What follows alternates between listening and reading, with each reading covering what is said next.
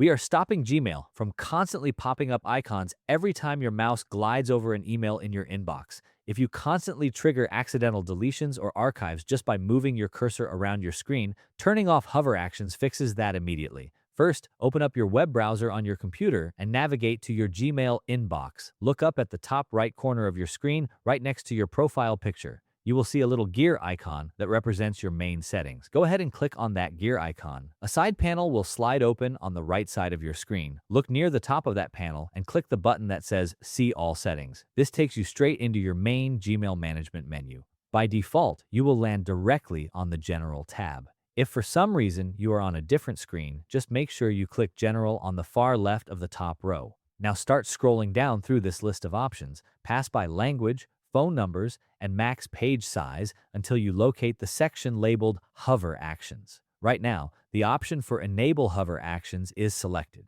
You want to click the radio button right next to Disable Hover Actions. The important thing is to understand the trade-off here. When hover actions are active, sweeping your cursor over any conversation row instantly brings up quick shortcuts for archiving, deleting, marking as read, or snoozing an email. In my case, I find those pop-up buttons distracting and easy to misclick.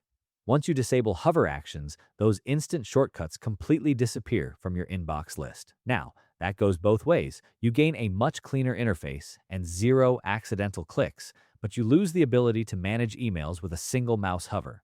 From now on, you will need to check the selection box beside an email or open the message itself to access those same controls. Once you have chosen Disable Hover Actions, do not just close the browser tab. Scroll all the way down to the very bottom of the General Settings page. Look for the button that says Save Changes. Click that button. Gmail will refresh your page automatically and bring you right back to your inbox. Your new preferences are now locked in.